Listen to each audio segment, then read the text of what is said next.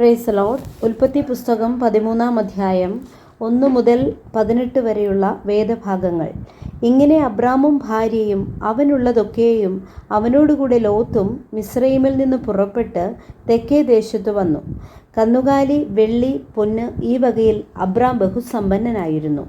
അവൻ തൻ്റെ യാത്രയിൽ തെക്കുനിന്ന് ബേഥേൽ വരെയും ബേഥേലിനും ഹായിക്കും മധ്യേ തനിക്ക് ആദിയിൽ കൂടാരമുണ്ടായിരുന്നതും താൻ ആദിയിൽ ഉണ്ടാക്കിയ യാഗപീഠം ഇരുന്നതുമായ സ്ഥലം വരെയും ചെന്നു. അവിടെ അബ്രാം യഹോവയുടെ നാമത്തിൽ ആരാധിച്ചു. അബ്രാമിനോട് കൂടെ വന്ന ലോത്തിനും ആടുമാടുകളും കൂടാരങ്ങളും ഉണ്ടായിരുന്നു. അവർ ഒന്നിച്ചു പാർപ്പാൻ തക്കവണ്ണം ദേശത്തിന് അവരെ വഹിച്ചുകൂടാഞ്ഞു. സമ്പത്ത് വളരെ ഉണ്ടായിരുന്നതുകൊണ്ട് അവർക്കൊന്നിച്ചു പാർപ്പാൻ കഴിഞ്ഞില്ല. അബ്രാമിൻ്റെ കന്നുകാലികളുടെ ഇടയന്മാർക്കും ലോത്തിൻ്റെ കന്നുകാലികളുടെ ഇടയന്മാർക്കും തമ്മിൽ പിണക്കമുണ്ടായി. കനാന്യരും പെരീസ്യരും അന്ന് ദേശത്ത് പാർത്തിരുന്നു. അതുകൊണ്ട് അബ്രാം ലോത്തിനോട്, എനിക്കും നിനക്കും എൻ്റെ ഇടയന്മാർക്കും നിൻ്റെ ഇടയന്മാർക്കും തമ്മിൽ പിണക്കമുണ്ടാകരുതേ. നാം സഹോദരന്മാരല്ലോ. ദേശമെല്ലാം നിൻ്റെ മുമ്പാകെ ഇല്ലയോ? എന്നെ വിട്ടു പിരിഞ്ഞാലും നീ ഇടത്തോട്ടെങ്കിൽ ഞാൻ വലത്തോട്ട് പൊയ്ക്കൊള്ളാം, നീ വലത്തോട്ടെങ്കിൽ ഞാൻ ഇടത്തോട്ട് പോയിക്കൊള്ളാം എന്ന് പറഞ്ഞു.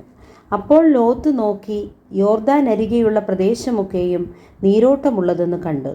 യഹോവ സോദോമിനെയും ഗോമോറയെയും നശിപ്പിച്ചതിനു മുമ്പേ അത് യഹോവയുടെ തോട്ടം പോലെയും സോവർ വരെ മിസ്രയീം ദേശം പോലെയും ആയിരുന്നു.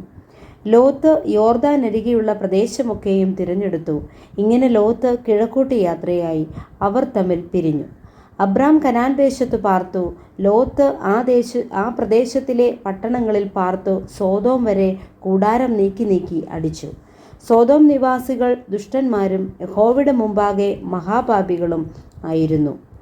ലോത്ത് അബ്രാമിനെ വിട്ടുപിരിഞ്ഞ ശേഷം യഹോവ അബ്രാമിനോട് അരുളിച്ചെയ്തത്, തലപൊക്കി നീ ഇരിക്കുന്ന സ്ഥലത്ത് നിന്ന് വടക്കോട്ടും തെക്കോട്ടും കിഴക്കോട്ടും പടിഞ്ഞാറോട്ടും നോക്കുക. നീ കാണുന്ന ഭൂമിയൊക്കെയും ഞാൻ നിനക്കും നിന്റെ സന്തതിക്കും ശാശ്വതമായി തരും. ഞാൻ നിന്റെ സന്തതിയെ ഭൂമിയിലെ പൊടി പോലെയാക്കും. ഭൂമിയിലെ പൊടിയെ എണ്ണുവാൻ കഴിയുമെങ്കിൽ നിന്റെ സന്തതിയെയും എണ്ണാം. നീ പുറപ്പെട്ട് ദേശത്ത് നെടുകയും കുറുകയും സഞ്ചരിക്ക, ഞാനത് നിനക്ക് തരും. അപ്പോൾ അബ്രാം കൂടാരം നീക്കി ഹെബ്രോനിൽ മമ്രയുടെ തോപ്പിൽ വന്ന് പാർത്തു. അവിടെ യഹോവയ്ക്ക് ഒരു യാഗപീഠം പണിതു. Praise the Lord.